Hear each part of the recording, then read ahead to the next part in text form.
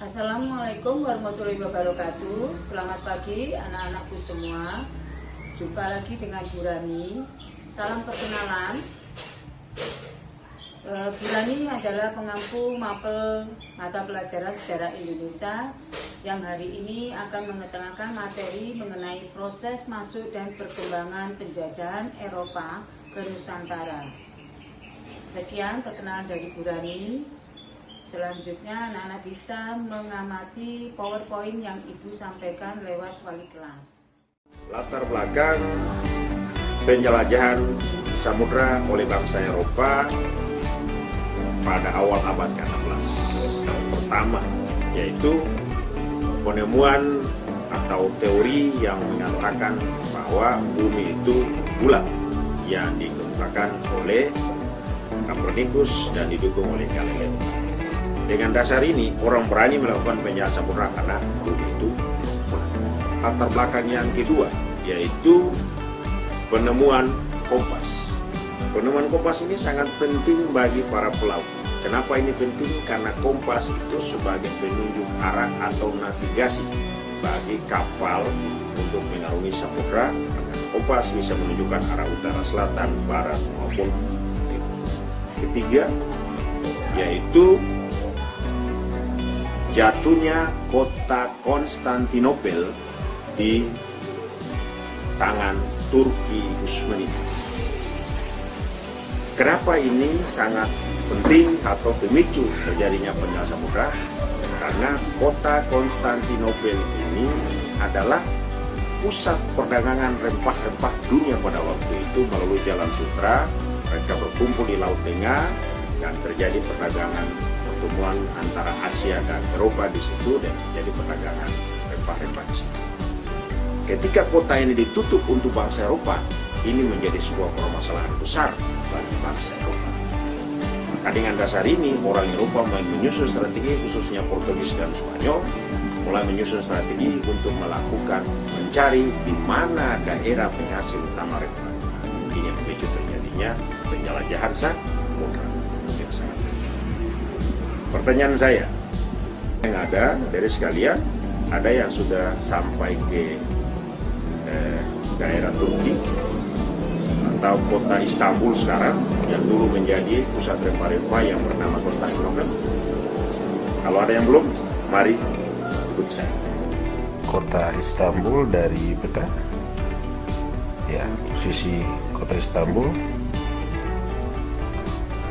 Kita mencoba lebih dekat lagi tentang posisi kota Istanbul yang menjadi pusat perdagangan rempah-rempah pada abad 16. Ini kota Istanbul dan dikelilingi oleh bangsa-bangsa Eropa. Kita mencoba untuk mengunjungi tempat-tempat wisata di Turki atau kota Istanbul. Pertama kita ke Masjid Sultan Ahmet.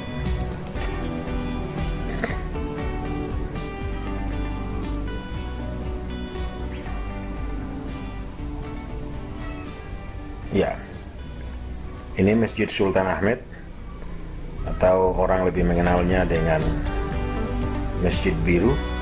Para wisatawan lebih mengenal dengan Masjid Biru karena keramik ini dibuat dengan warna dominan warna biru.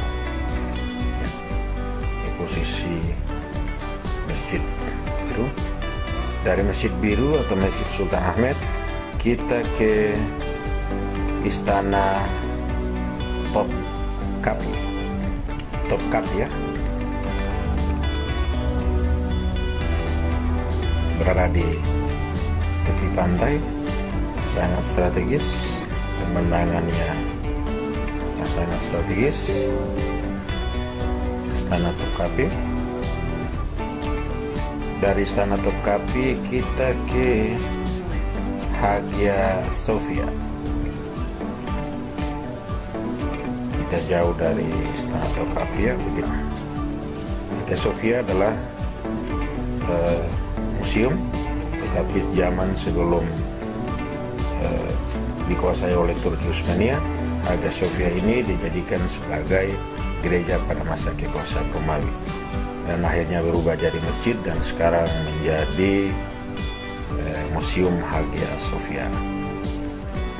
Latar belakang yang keempat yaitu semangat balas dendam terhadap semangat reconquista atau semangat balas dendam terhadap penduduk atau daerah yang berpenduduk Muslim di mana saja yang ditemui oleh bangsa penjelajah seperti Portugis. Kenapa semangat balas dendam ini muncul? Karena kita tarik ke belakang yaitu peristiwa perang salib sebelumnya.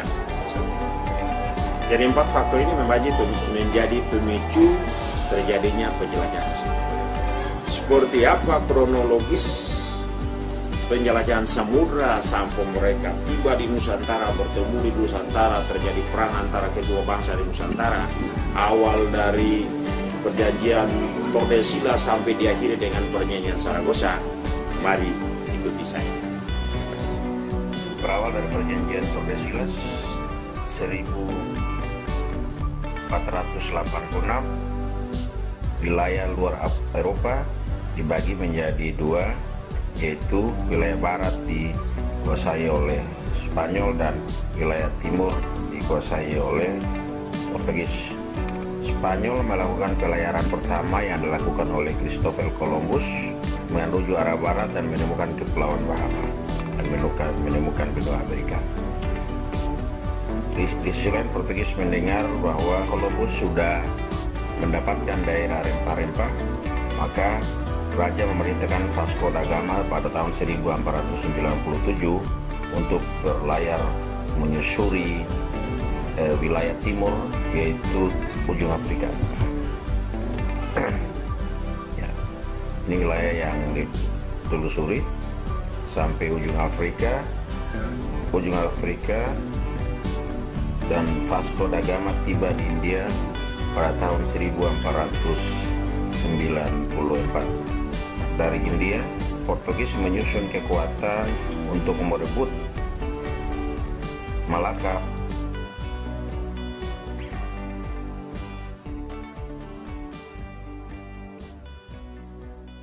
Malaka berhasil direbut, dan di tahun yang sama Portugis melakukan monopoli perdagangan di Maluku, yaitu di Kerajaan Ternate, dan mendirikan benteng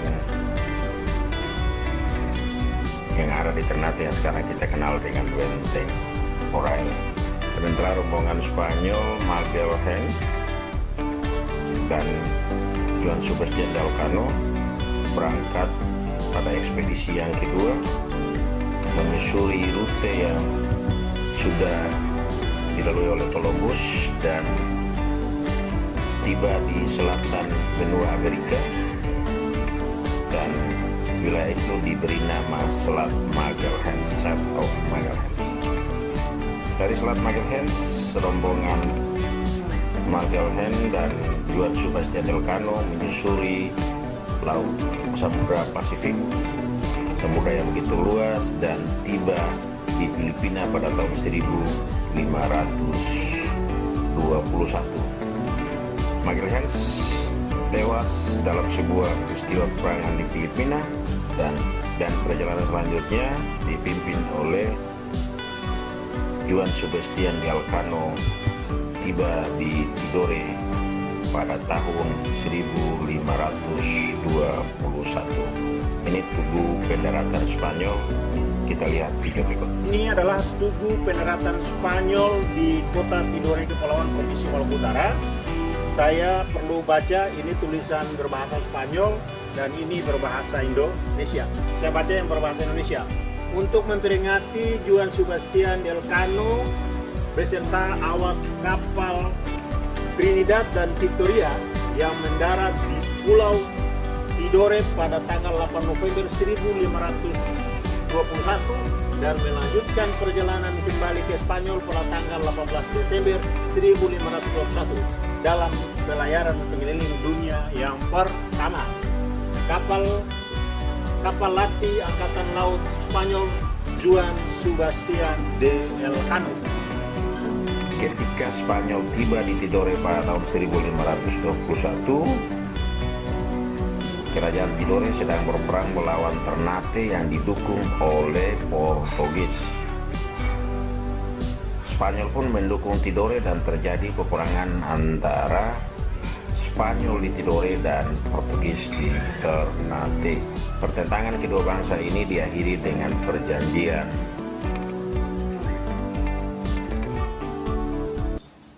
Wassalamualaikum warahmatullahi wabarakatuh.